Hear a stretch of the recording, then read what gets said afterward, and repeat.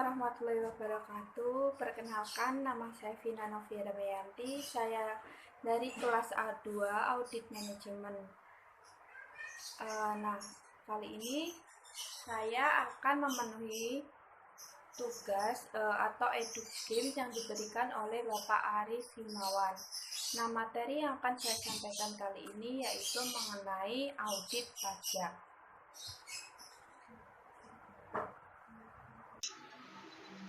Oke, langsung aja kita mulai. Yang pertama di sini yang materi yang akan saya bahas yaitu mengenai meminimalkan penghasilan kena pajak. Jadi di sini meminimalkan penghasilan kena pajak atau tax settle revenue menyangkut strategi pengelolaan transaksi pendapatan agar tidak mengandung dampak perpajakan baik final maupun tidak final. Nah, dengan meminimalkan dampak pajak ini, dampak pada pendapatan, maka pendapatan sebagai dasar pengenaan pajak akan menjadi lebih kecil dan secara otomatis juga mengurangi pajak berutang. Nah, untuk penghasilan yang bukan merupakan objek berdasarkan pasal 4 ayat 3 UU Pajak Penghasilan itu menyangkut apa saja? Yang pertama, bantuan, sumbangan, hibah. Bantuan atau sumbangan termasuk zakat yang diterima oleh badan amil zakat atau lembaga amil zakat yang dibentuk atau disahkan oleh pemerintah dan yang diterima oleh penerima zakat yang berhak atau sumbangan keagamaan yang sifatnya wajib bagi pemeluk agama yang diakui di Indonesia. Nah, jadi yang diterima oleh lembaga keagamaan yang dibentuk atau disahkan pemerintah dan yang diterima oleh penerima sumbangan yang berhak yang ketentuannya diatur dengan atau berdasarkan peraturan pemerintah, dan harta hibah yang diterima oleh keluarga sedarah dalam garis keturunan lurus 1 derajat, badan keagamaan, badan pendidikan, badan sosial termasuk yayasan, koperasi atau orang pribadi yang menjalankan usaha mikro kecil yang ketentuannya diatur dengan atau berdasarkan peraturan Menteri Keuangan, sepanjang tidak ada hubungan dengan usaha, kepemilikan atau penguasaan di antara pihak-pihak yang bersangkutan. Oke, selanjutnya, jadi ada banyak ya di sini. Yang kedua yaitu warisan. Nah, yang ketiga harta. Termasuk harta itu apa aja? Yang termasuk harta itu seperti setoran uang tunai yang diterima oleh badan sebagai pengganti saham atau sebagai pengganti penyertaan modal. Yang keempat, penggantian atau imbalan sehubungan dengan pekerjaan atau jasa yang diterima oleh atau yang diperoleh dalam bentuk natura dan atau kenikmatan dari wajib pajak atau pemerintah, kecuali yang diberikan oleh bukan wajib pajak.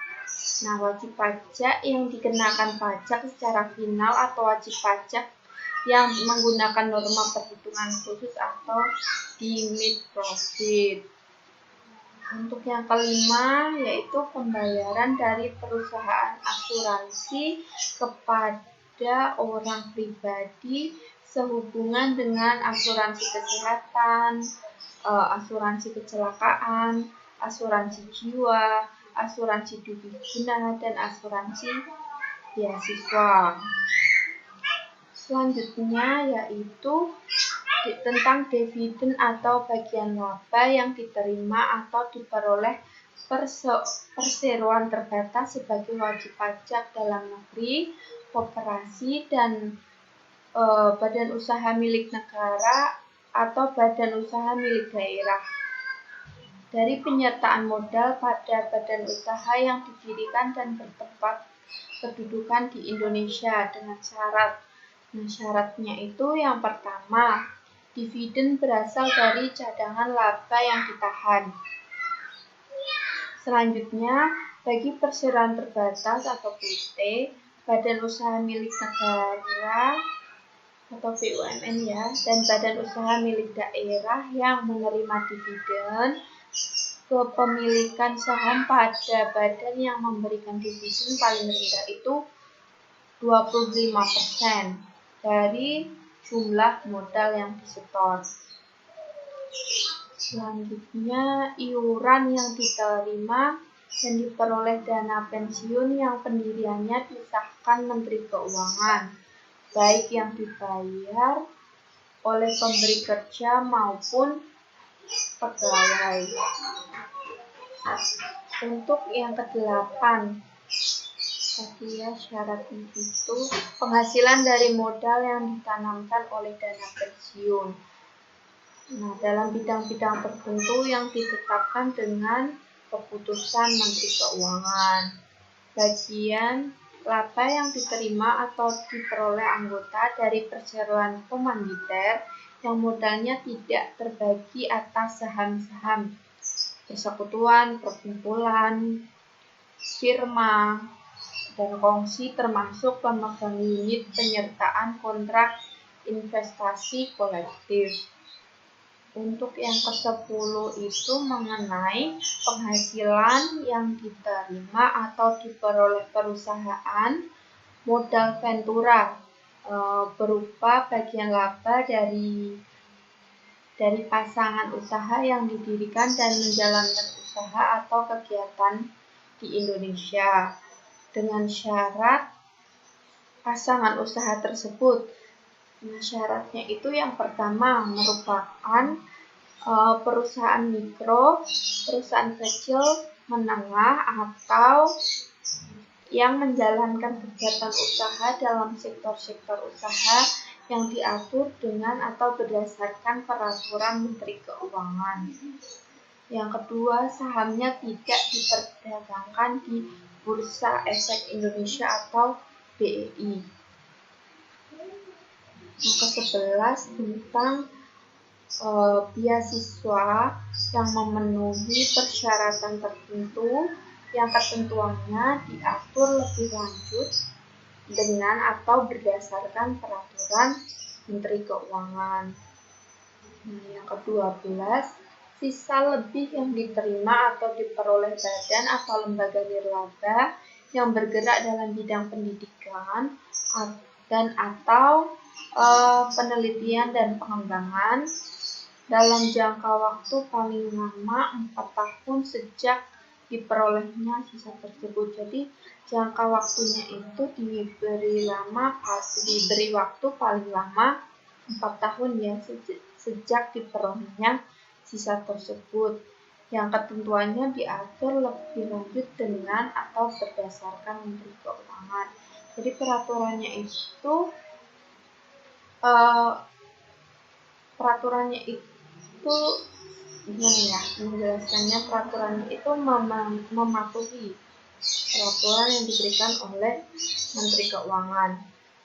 Yang ke-13 itu tentang sumbangan atau bantuan yang dibayarkan oleh Badan Penyelenggara Jaminan Sosial kepada wajib pajak tertentu yang ketentuannya diatur lebih lanjut dengan atau berdasarkan peraturan Menteri Keuangan ya. Nah, selanjutnya materi yang selanjutnya yaitu mengenai memaksimalkan deductible expense. Nah, jadi yang dimaksud itu apa sih? Memaksimalkan beban yang diakui dalam perhitungan pajak atau deductible expense menyangkut strategi pengelolaan transaksi dan di setiap beban yang terjadi bisa diperhitungkan dalam penentuan besarnya pajak terutang. Di undang-undang ya, terutama di pasal 6 UU Penghasilan, besarnya penghasilan kena pajak bagi wajib pajak dalam negeri dan bentuk usaha tetap ditentukan berdasarkan penghasilan bruto dikurangi biaya untuk mendapatkan menagih dan memelihara penghasilan, termasuk yang pertama, termasuk dari itu ya, dari pasal 6 itu ada biaya secara langsung atau tidak langsung berkaitan dengan kegiatan usaha. Nah, yang kedua, penyusutan atas pengeluaran untuk memperoleh harta berwujud dan amortisasi harta yang berwujud dan amortisasi atas pengeluaran untuk memperoleh hak dan atas biaya lain yang mempunyai manfaat lebih dari 1 tahun. Untuk yang ketiga, iuran kepada dana pensiun yang pendiriannya telah disahkan oleh Menteri Keuangan. Jadi iuran dan dana pensiun itu pendiriannya harus mematuhi apa yang disahkan oleh Menteri Keuangan ya. Yang keempat, kerugian karena penjualan atau pengalihan harta yang dimiliki dan digunakan dalam perusahaan atau yang dimiliki untuk mendapatkan, menagih, memelihara penghasilan. Yang kelima itu mengenai kerugian selisih kurs mata uang asing. Yang keenam mengenai biaya penelitian dan pengembangan perusahaan yang dilakukan di Indonesia. Yang ketujuh, biaya beasiswa, magang, dan penelitian. Yang kedelapan, piutang yang nyata-nyata tidak dapat ditagih ya. Itu tidak termasuk dalam pajak. Oke, selanjutnya mengenai memasukkan pemberian natura. Itu natura ya. Sebentar, saya akan kembalikan. Ini natura ya. Dan kenikmatan sebagai tunjangan dalam daftar gaji. Oke, di pasal 9 ayat 1 huruf E Undang-Undang Pajak Penghasilan mengisyaratkan bahwa terhadap beban-beban yang berkaitan dengan penggantian atau imbalan sehubungan dengan pekerjaan atau jasa yang diberikan dalam bentuk natura dan kenikmatan, kecuali penyediaan makanan dan minuman bagi seluruh pegawai, serta penggantian atau imbalan dalam bentuk natura dan kenikmatan di daerah tertentu dan yang berkaitan dengan pelaksanaan pekerjaan yang diatur dengan atau berdasarkan peraturan Menteri Keuangan tidak boleh dikurangkan terhadap penghasilan. Oke, melalui kebijakan perpajakan yang dimasukkan seluruh penghasilan karyawan ke dalam slip gajinya dan dibayarkan dalam bentuk asing dibayarkan dalam bentuk uang, menjadikan seluruh pemberian kepada karyawan diakui oleh pajak sebagai penghasilan bagi penerimanya dan sebagai beban bagi yang memberikan. Kita masuk ke pembahasan selanjutnya mengenai tax review. Jadi di sini tax review itu dilakukan untuk menelaah dan menilai bagaimana kemampuan perusahaan dalam memenuhi kewajiban perpajakannya. Secara garis besar, kewajiban perpajakan untuk wajib pajak itu meliputi yang pertama, pemungutan dan pemotongan pajak. Yang kedua, perhitungan pajak dengan benar. Nah, yang ketiga ini mengenai penyetoran pajak tepat waktu. Dan yang keempat, setelah melakukan pemungutan, perhitungan dan penyetoran pajak, kewajiban wajib pajak itu yaitu untuk melaporkan. Jadi yang keempat itu pelaporan pajak secara lengkap dan tepat waktu. Wajib pajak itu wajib melaporkan pajaknya ya yang telah dipungut, dihitung dan disetorkan. Nah, yang terakhir itu melakukan pelaporannya. Oke, yang selanjutnya yaitu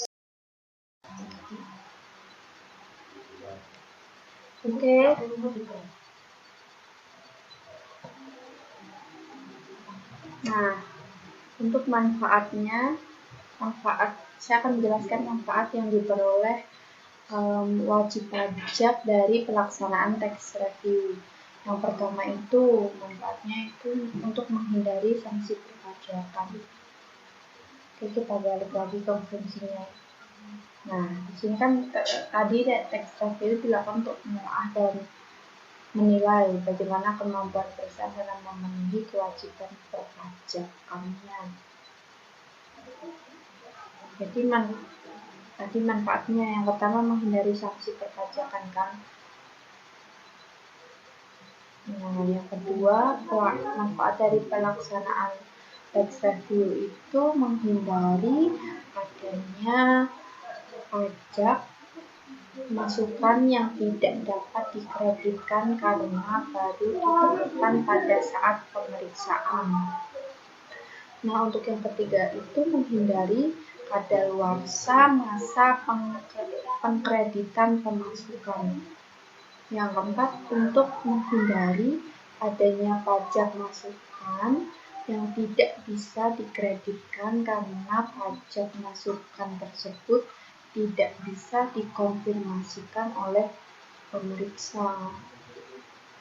Nah, selanjutnya untuk menghindari daluarsa pengajuan keberatan pajak. Nah, untuk masanya yaitu 3 bulan setelah penerbitan SKP atau SKP diterbitkan ya, 3 bulan setelahnya. Oke. Nah, di sini saya akan membahas mengenai apa saja sih hak-hak wajib pajak itu. Nah, yang perlu teman-teman ketahui yang pertama, wajib pajak itu dapat memperpanjang jangka waktu surat pemberitahuan pajak penghasilan sebagaimana yang dimaksud pada ayat 3 untuk paling lama 2 bulan ya. Nah, jadi semisal perusahaan saudara atau wajib pajak itu mengalami kendala pada saat pelaporannya, saudara itu dapat memperpanjang jangka waktu penyampaian SPT-nya, SPT tahunannya, paling lama waktunya itu 2 bulan. Nah, cara penyampaiannya yaitu pemberitahuan secara tertulis atau dengan cara lain kepada Dirjen Pajak atau Direktur Jenderal Pajak yang ketentuannya diatur atau berdasarkan peraturan Menteri Keuangan yang terletak pada pasal 3 ayat 2. Oke, selanjutnya haknya wajib pajak itu wajib pajak dengan kemauan sendiri dapat membetulkan surat pemberitahuan yang telah disampaikan dengan penyampaian persyaratan tertulis dengan syarat Dirjen Pajak sebelum melakukan tindakan pemeriksaan. Jadi sebelum Dirjen Pajak melakukan pemeriksaan, wajib pajak itu dengan kemauannya sendiri itu dapat membetulkan surat pemberitahuannya. Nah, sisa kalau ada keliru kalau udah disampaikan ya, bisa dibetulkan sebelum Dirjen Pajaknya itu melakukan tindakan pemeriksaan. Nah, untuk selanjutnya apa saja kewajiban wajib pajak? Nah, tadi kan hak-hak wajib pajak itu apa saja. Selanjutnya Setelah adanya mengetahui haknya, kita juga harus mengetahui kewajiban wajib pajaknya.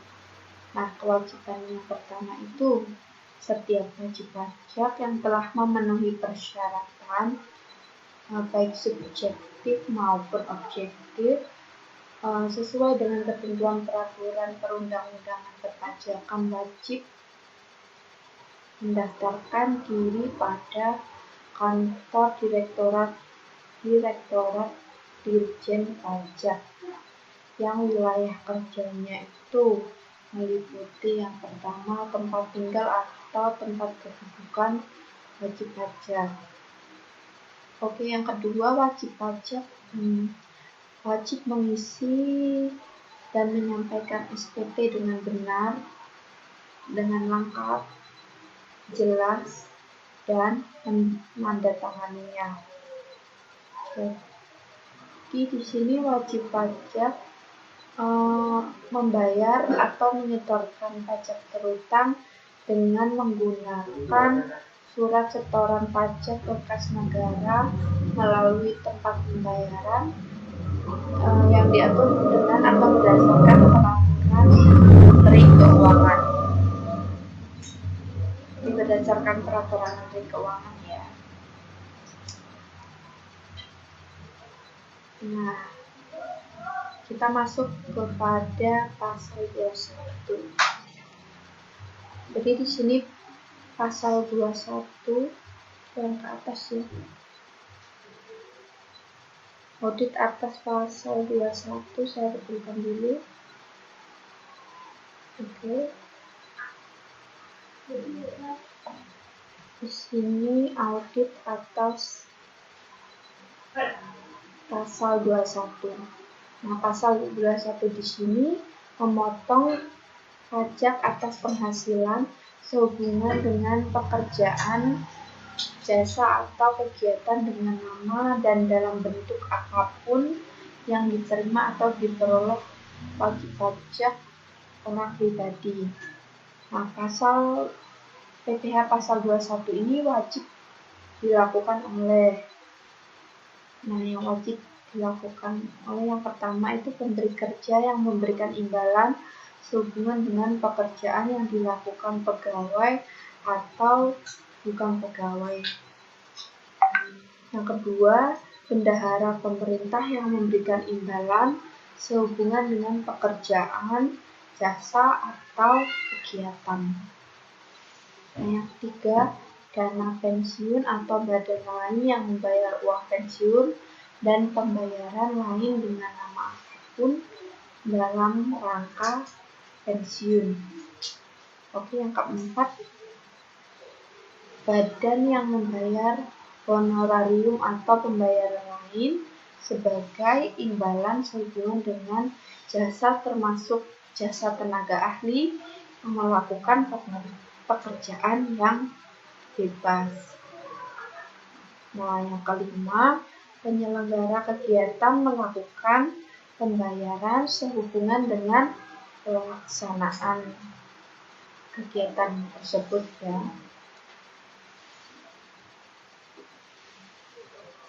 Oke, selanjutnya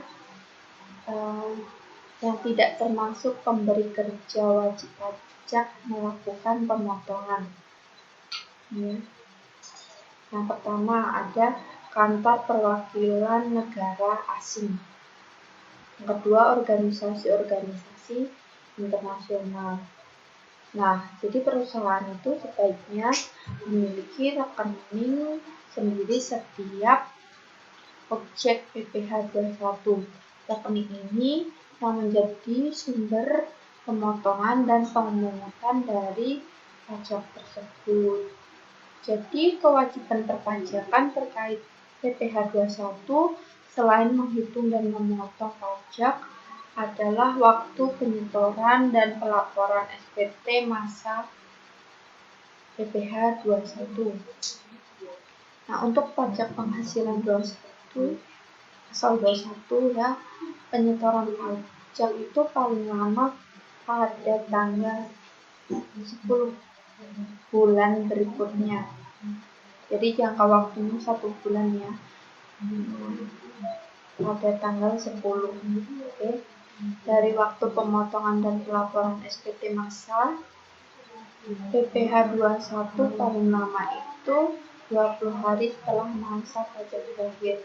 Jadi untuk penyetorannya itu paling lama tanggal 10 bulan berikutnya. Dan untuk pemotongan dan pelaporannya paling lama 20 hari setelah masa pajaknya itu berakhir. Oke, jadi agar saudara menghindari terjadinya kesalahan baik dalam perhitungan, pemotongan, penyetoran maupun pelaporannya, internal audit perpajakan harus memastikan bahwa data-data karyawannya itu dihitung pajaknya, atau data karyawan yang dihitung pajaknya adalah data yang terbuka. Penerapan tarif PTKP dan tarif pajak serta pengisian SPT-nya akurat, penyetoran dan pelaporan pajaknya juga tidak terlambat. Nah, jadi selanjutnya dalam bentuk apapun yang dibayarkan, ini materi tentang, saya betulkan dulu, materi tentang audit pasal 26 ya, biar kelihatan ukurannya saya betulkan. Oke. Jadi audit atas PPh 26 itu, nah pasal 26 atas penghasilan di bawah ini dengan nama dan dalam bentuk apapun yang dibayarkan, disediakan untuk dibayarkan, atau telah jatuh tempo pembayarannya oleh badan pemerintah, subjek pajak dalam negeri, penyelenggara kegiatan, bentuk usaha tetap atau perwakilan perusahaan luar negeri lainnya kepada wajib pajak luar negeri selain bentuk usaha tetap di Indonesia.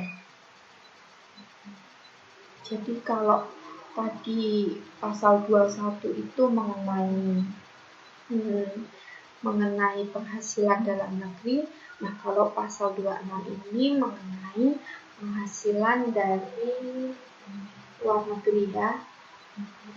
Jadi yang pertama, pada pasal 26 ini dipotong pajak sebesar 20% dari jumlah bruto oleh wajib pajak yang wajib membayar. Oke. Ada halaman 370 ya. Saya bukakan halaman 370. Lihat ini.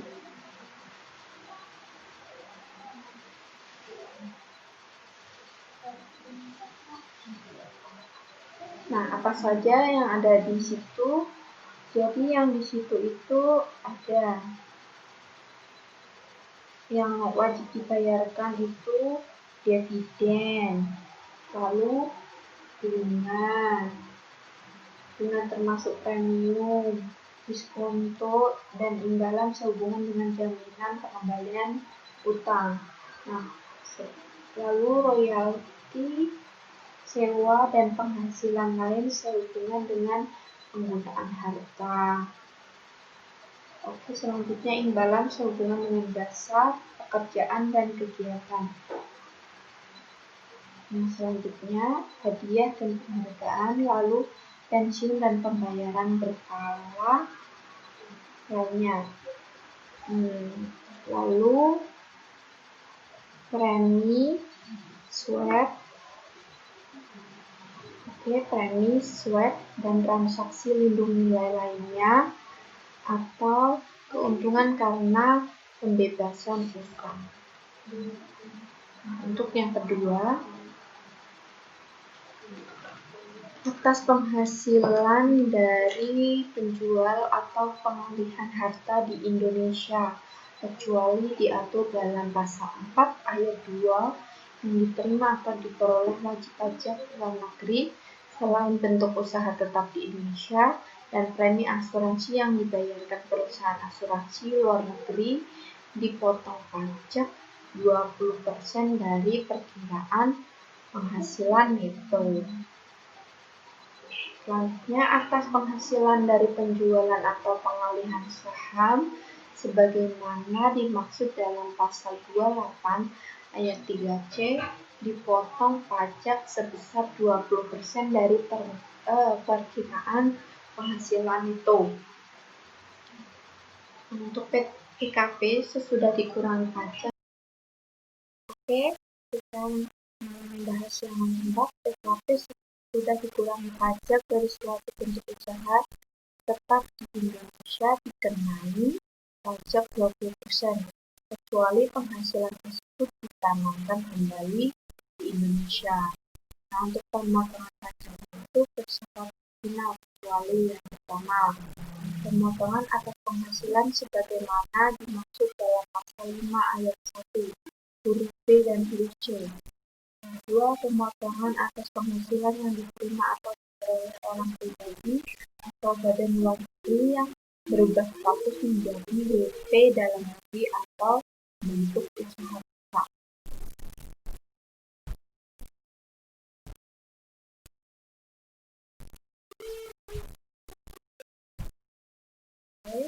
Sebagai pemotong WP harus menyetor PPh 26 yang dipotong pajak paling lama itu tanggal 10 bulan berikutnya dari waktu pemotongan, dan pelaporannya paling lama itu 20 bulan sejak terakhir.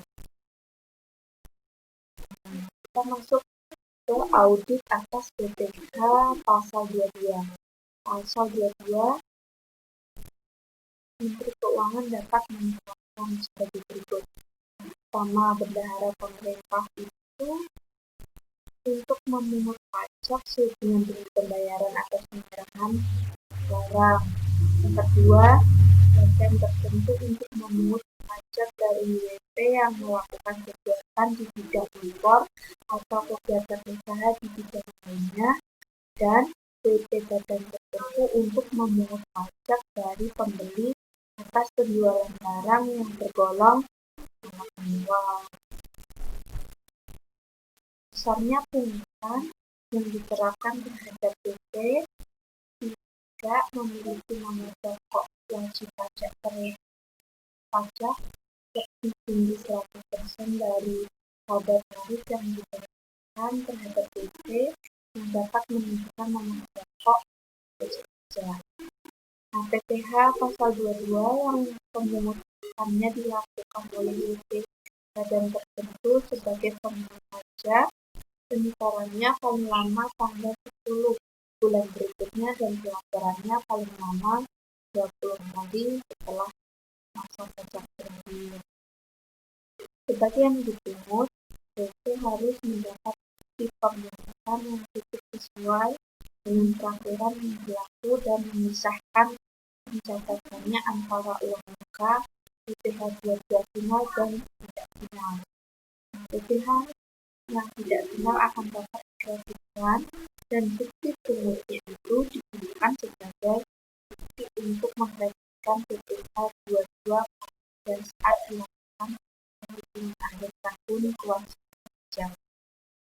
Sementara PPh 22 final tidak dapat dikreditkan maka penghasilan yang diterima PPh 22 final dikeluarkan dari pendapatan perusahaan pada saat minggu pemeriksaan pajak berulang.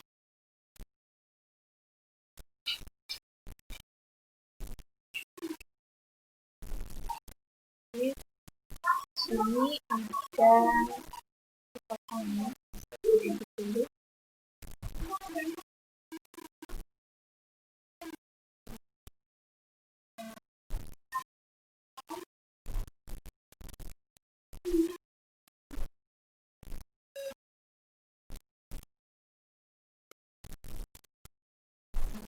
Audit atas PPh 23.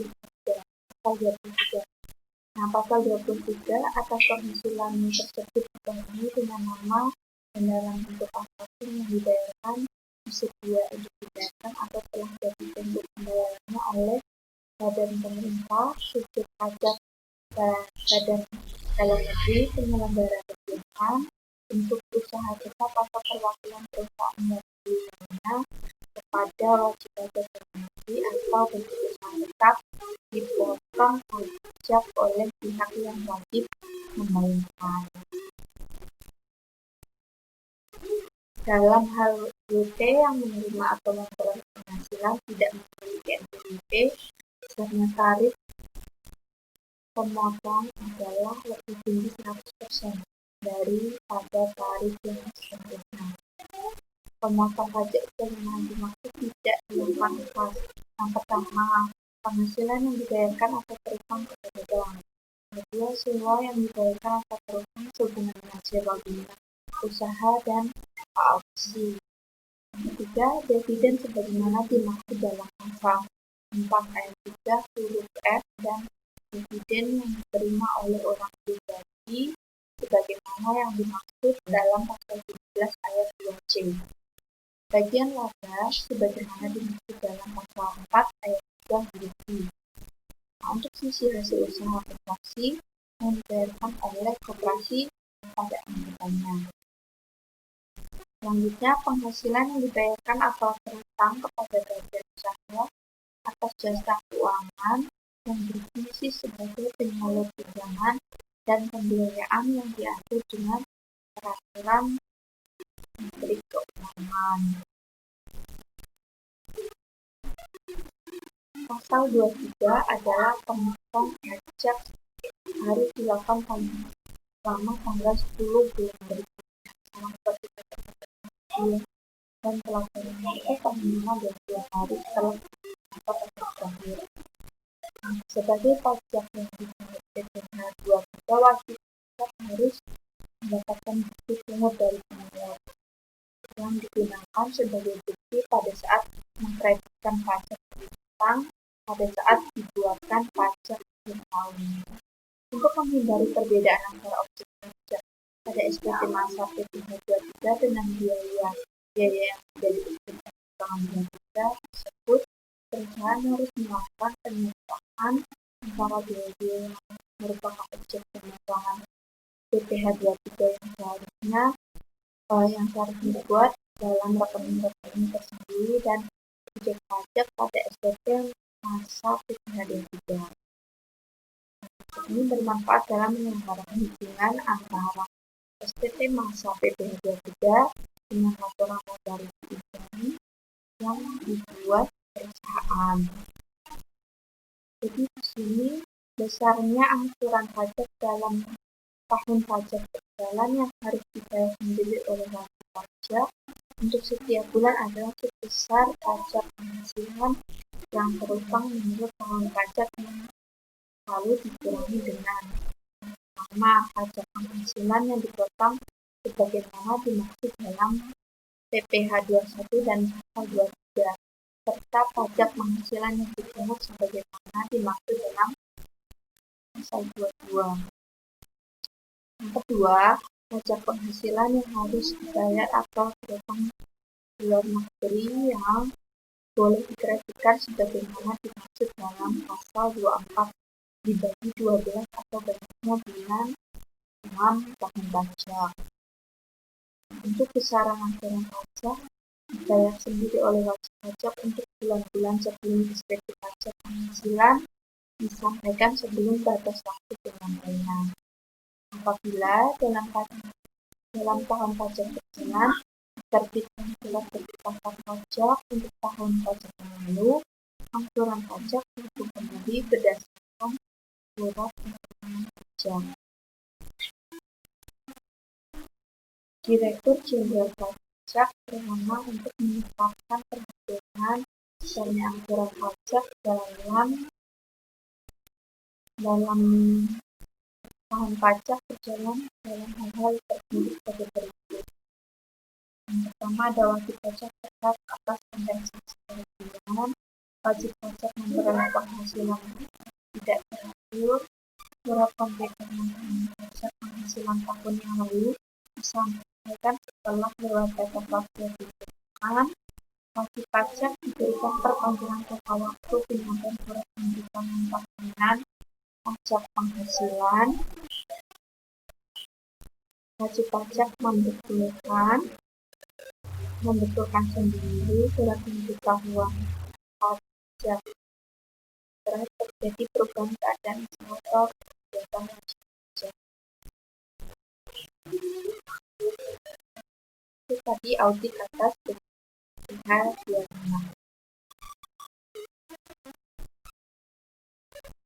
Nah, yang kelima itu keuangan menetapkan perhitungan besarnya angsuran pajak bagi wajib pajak baru, bagi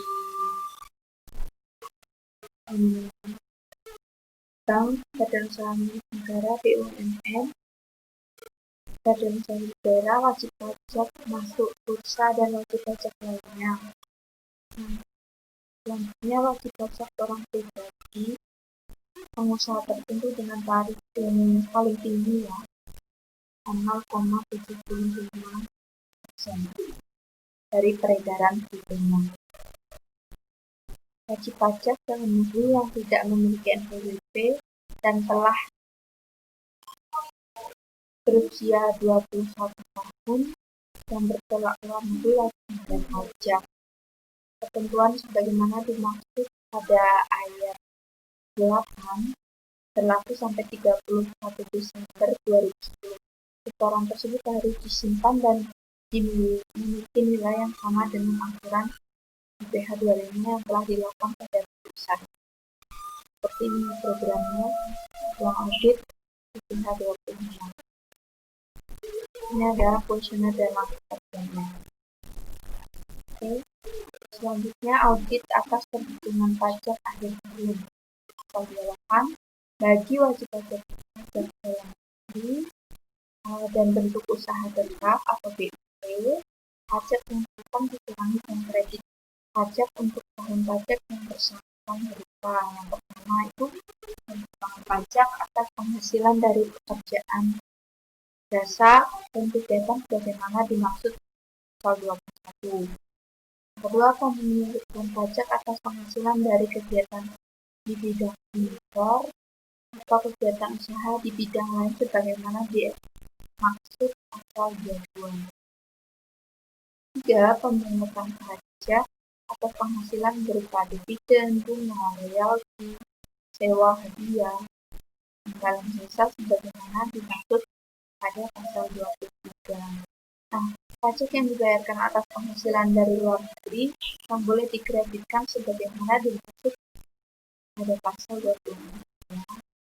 Pembayaran yang dilakukan oleh BP sendiri sebagaimana dimaksud dalam pasal 25. Terakhir, pemotongan pajak atas penghasilan sebagaimana dimaksud pasal 26 ayat 5. Nah, untuk sanksi administrasi yang berkenaan dengan pelaksanaan peraturan EU di bidang perpajakan tidak boleh dikreditkan sebagaimana yang dimaksud pada ayat 1.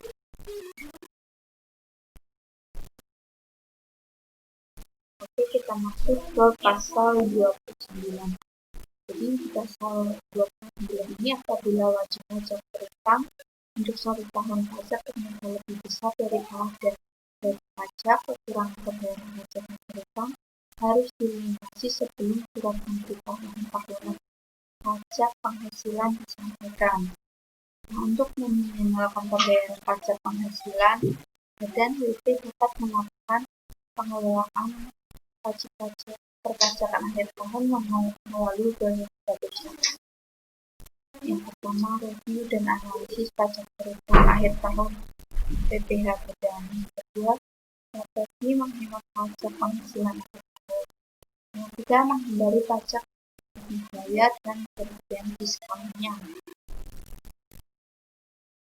Nah, kewajiban wajib pajak yang telah ditetapkan sebagai PKP meliputi pemungutan, pengeboran, dan pelaporan BPN atas penyerahan BKP atau JKP yang diserahkan seperti yang diatur pasal 3A dan Pasal 4 UU Nomor 42 Tahun 2009 tentang PPN. Jadi yang pertama itu pengusaha wajib penyerahan barang kena pajak atau penyerahan barang kena pajak di dalam daerah pabean yang dilakukan oleh pengusaha. Yang kedua, impor barang kena pajak. Yang penyerahan barang pajak daerah pabean dilakukan oleh pengusaha. Memanfaatkan barang kena pajak tidak terwujud dari luar daerah pabean di dalam daerah pabean. Pemanfaatan jasa kena pajak dari luar daerah pabean di dalam daerah pabean. Selanjutnya, pengusaha kecil yang memiliki kedudukan sebagai pengusaha kena pajak wajib melaporkan usahanya pada kantor pelayanan pajak setempat untuk ditetapkan sebagai pengusaha kena pajak atau PKP dan wajib memungut, menyetor, dan melaporkan pajak tambahan nilai atau PTN dan pajak penjualan barang mewah atau PPNBM yang berutang.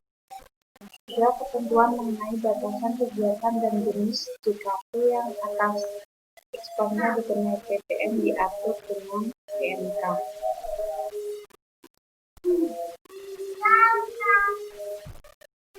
Selanjutnya, pengecualian dari pemungutan PPN atas penyerahan JKP atau JKP sebagai berikut. Yang pertama, jenis barang yang tidak dikenai PPN meliputi barang hasil pertambangan atau hasil pengeboran yang diambil langsung dari sumbernya, meliputi barang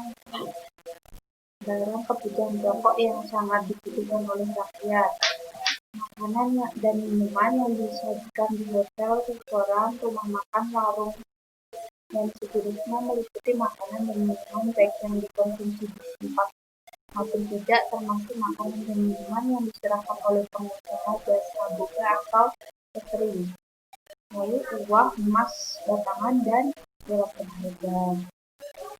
Jenis jasa yang tidak dikenai PPN meliputi jasa pelayanan kesehatan medis, jasa pelayanan sosial, jasa pengiriman surat dan perangko, jasa keuangan, jasa asuransi, dan lain-lain.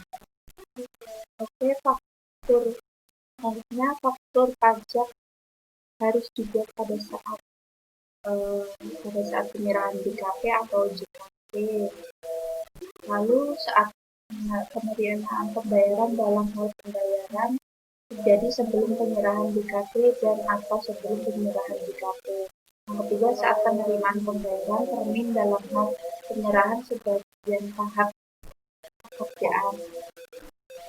Terakhir, pada saat PKP rekanan menyampaikan tagihan kepada bendahara pemerintah sebagai pemungut PPN.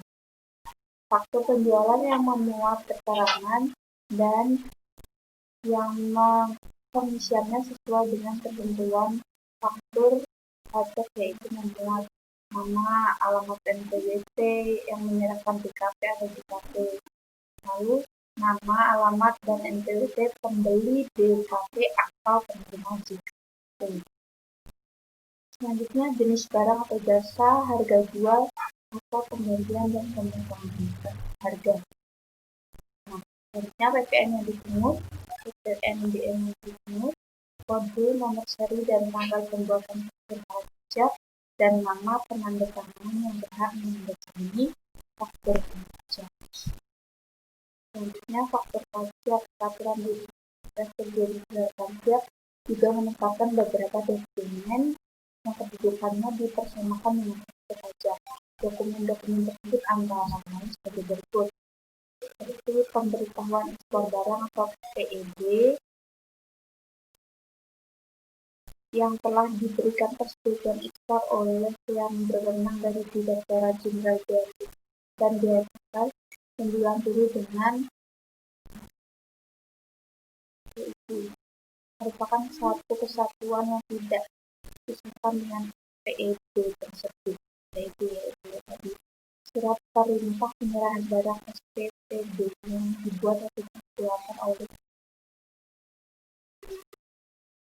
deadline untuk menyelesaikan skripsi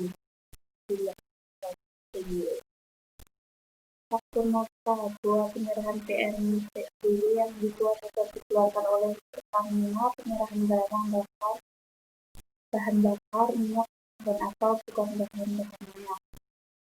Tanda pembayaran atau kwitansi untuk penyerahan jasa telekomunikasi, tiket surat kargo udara atau airway bill, atau buku penyerahan delivery bill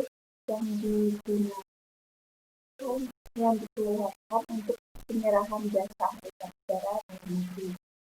Nota penjualan jasa yang didapat dan dikeluarkan untuk penyerahan jasa kepelabuhan.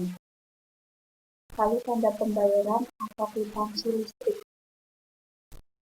Sebelumnya ya, memberikan ekspor, memberikan impor barang, lalu bukti tagihan atas penyerahan barang kena pajak, bukti tagihan atau trading confirmation, bukti tagihan atas penyerahan jasa kena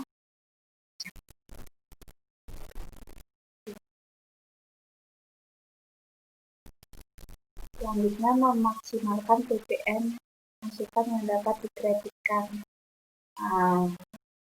adalah bagian dari strategi WP untuk meminimalkan arus kas keuangannya untuk penyetoran PPN. Maka dari itu, WP memastikan bahwa semua faktur pajak atas pembayarannya yang telah dipungut atau memenuhi syarat untuk dikreditkan diisi lengkap dengan lengkap dan tidak meminimalkan arus kas untuk penyetoran PPN-nya. Lalu perolehan barang kena pajak atau jasa kena pajak sebelum pengusaha ditetapkan sebagai pengguna dan perolehan kendaraan kena pajak, perolehan dan pemeliharaan kendaraan bermotor, dan lain sebagainya ya. Seperti yang sudah saya sampaikan di PPT.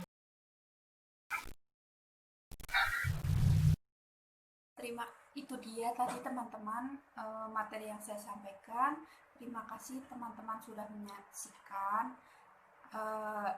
Kurang lebihnya saya mohon maaf kalau ada kesalahan baik perkataan maupun tulisan, karena saya buat video ini juga dalam waktu yang singkat di